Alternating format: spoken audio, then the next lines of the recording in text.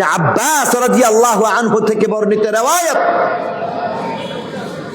সহিহ riwayat, যেখানের মধ্যে বলা হয়েছে হাসরের ময়দানে প্রত্যেকটা মানুষ যখন পেরেশান, সবাই মিলে আদম আলাইহিস সালামকে বললেন পাস আর ফেল এটা পরে হবে, আগে হিসাব হয়ে যাক।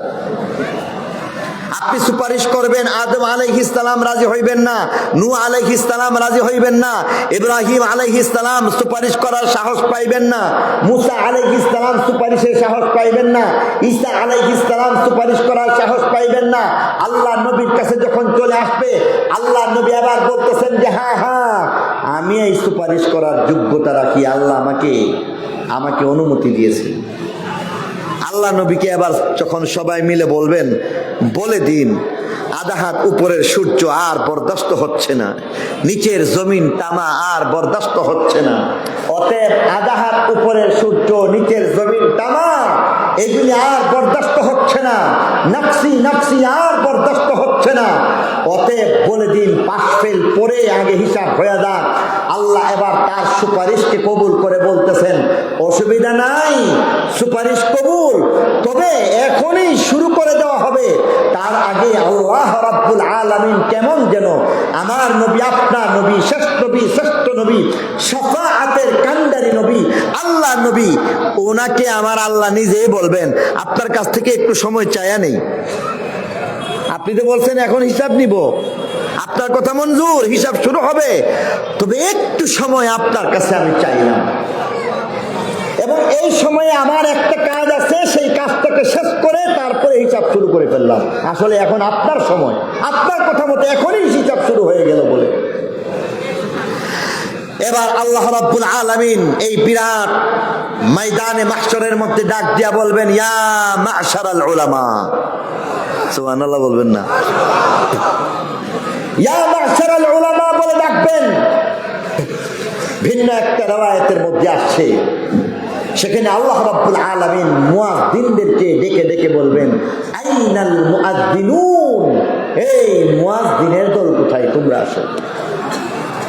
দুনিয়াতে তোমাদের তেমন কোনো মর্যাদা ছিল না, তেমন কোনো বেতন ছিল না, দুনিয়ার মধ্যে তোমরা বারবার তোমরা আসলে ঠকে ঠকে সারাটা জীবন পার করেছো, তোমাদের সাথে বিচার ইনসাফ করা হয় নাই, অবিচার করা হয়েছিল, তোমাদের ঠিকঠাক বেতন ছিল না, আবার সেই বেতন বাকি ছিল, তোমাদের ছুটি ছিল না, তোমাদের আরামের ব্যবস্থা ছিল না। এই মুয়াজ্জিন তোমরা তো তখনও আমার নাম বলে আল্লাহু আকবারের তলি তাকবীর ধ্বনি উঠিয়েছিল যখন সারা পৃথিবী নিশ্চুপ ঘুমের মধ্যে শায়িত, তোমরা তখনও আল্লাহু আকবার বলেছিলা যখন সারা পৃথিবীর মানুষ কাজে ব্যস্ত, সারা পৃথিবীর মানুষ যখন রোজা রেখেছিল তুমিও রোজা রেখেছিলা, ইফতারের প্রশ্ন ছিল, ইফতারের প্রয়োজন ছিল, তুমি না খেয়ে বলেছো আল্লাহু আকবার। তোমার তাকবীর ধ্বনি শুনে পুরা সিলেটবাসী তোমার আযানের ধ্বনি শুনে ইফতার করলো, কিন্তু তুমি ইফতার করতে পর্যন্ত পারো নাই। তুমি আমার নামকে সুউচ্চ করেছিলা, আজকে তোমাকে দেওয়া হবে। আল্লাহ ডাক দিয়া বলতেছেন আইনাল মুআজ্জিনুন, মুআজ্জিনের দল কোথায়। এবার ডেকে ডেকে বলতেছেন, অনেকে দেখায় দিতেছেন, ওই যে দেখা যায়, ওই ওই ওই এই আঙ্গুল দিয়া দিয়া দেখাইতেছে, কেন আল মুআজ্জিনুন আতওয়ালুহুম উনুকা, এদের গর্দানগুলি উঁচু থাকবে, দেখায় দিয়া দিয়া বলতেছে এরা মুআজ্জিন, এরা উলামায়ে কেরাম। আজকে ইমাম, মুআজ্জিন, আলেম, খাদেম, আলেম, তালিবুল ইলম, এদেরকে আল্লাহ রাব্বুল আলামিন আলাদা করে ফেলবেন, আলাদা একটা তাবুতে ডেকে দিবেন, আর বলতেছে এবার তার জন্য সেফ এক্সিটের ব্যবস্থা আল্লাহ করেছেন। সুবহানাল্লাহ বলবেন না? সেফ এক্সিটটা কেমন? এবার গ্রিন চ্যানেলের মতো সেফ এক্সিট দিয়ে দিছেন, আর বলতেছেন এই ময়দান থেকে তোমরা বেরিয়ে সোজা ডান দিক ধরে ধরে একেবারে তোমরা আসহাবুল ইয়ামিন হিসাবে একেবারে আল্লাহর জান্নাতে চলে যাও, তোমাদের হিসাব লাগবে না। তোমরা যখন জান্নাতে পৌঁছে যাবে বাকিদের হিসাব আমরা তখন পরবর্তীতে করব, যতক্ষণ তোমরা জান্নাতে পৌঁছবে না ততক্ষণ পর্যন্ত বাকিদের হিসাব হবে না। আজকে আলেম জান্নাতে যাচ্ছে, খতিব জান্নাতে যাচ্ছে, ইমাম জান্নাতে যাচ্ছে, খাদেম জান্নাতে যাচ্ছে, তালিবুল ইলম জান্নাতে যাচ্ছে। হিসাব দেয় নাই, একদল হাসরের ময়দান থেকে তাদের পথ আগলে ধরলো, রাস্তা আটকে দিল। এরা এবার তাদেরকে রাস্তা আগলে দিয়ে বলতেছে যে দাঁড়াও, হিসাব দেও নাই, যাচ্ছ কোথায়? হিসাব ছাড়া তোমরা যাচ্ছ কোথায়? হিসাব না দিয়ে আল্লাহ জান্নাতে যাবা? তুমিও আল্লাহর বান্দা, আমিও আল্লাহর বান্দা। তোমার জন্য হাসরের ময়দান, আধা হাত উপরে সূর্য, আমার জন্য হাসরের ময়দান, আধা হাত উপরে সূর্য, নিচের জমিন তামা। তোমরা হিসাব ছাড়া চলে যাবা, হতে পারে না। রাস্তা আগলে দিয়া বলতেছে এদেরকে জান্নাতে যেতে দেওয়া যাবে না, কারণ এরা হিসাব দেয় নাই। ফেরেশতারা এবার ডেকে ডেকে বলতেছে এই দূর হয়ে যাও, সরে যাও, রাস্তা সরো, রাস্তা পরিষ্কার করে তাদেরকে জান্নাতে যেতে যাও। আধা হাত উপরে সূর্য, এটা যদি বরদাস্ত করতে না পারো, নিচের জমিন টানা, এটাকে যদি বরদাস্ত করতে না পারো, তাহলে তাদেরকে ছেড়ে দিতে হবে।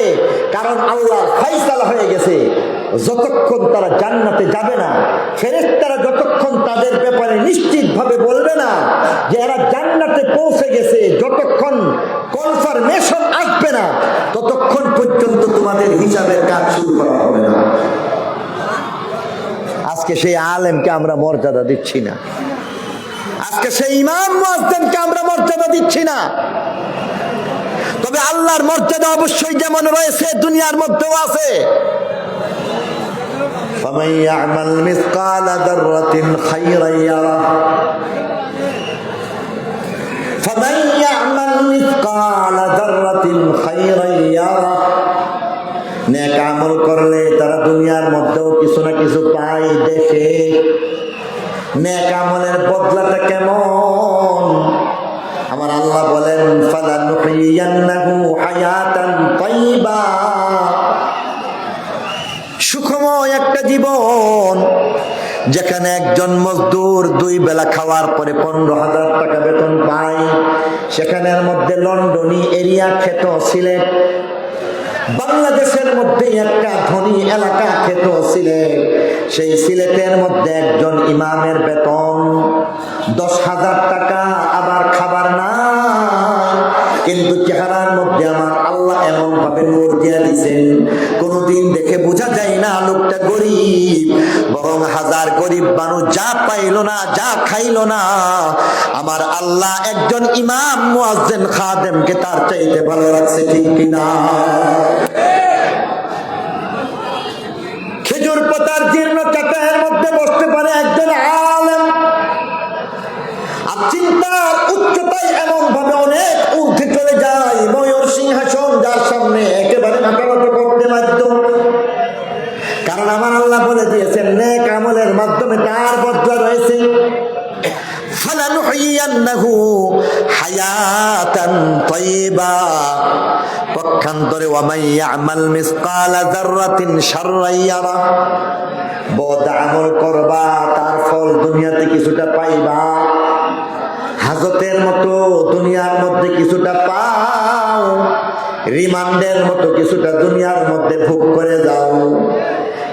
কারো ব্যাপারে মামলা হয়ে গেছে, অ্যারেস্ট হয়ে গেছে, সন্দেহভাজন হিসাবে জেলখানার মধ্যে রাখলো, হাজত কাটলো। আর সাজা তো তখন যখন 1 বছর 2 বছর 6 মাস জেলখানায় বন্দি থাকার পরে পরবর্তীতে তার জন্য এবার রায় হয়ে গেছে 10 বছরের কারাদণ্ড।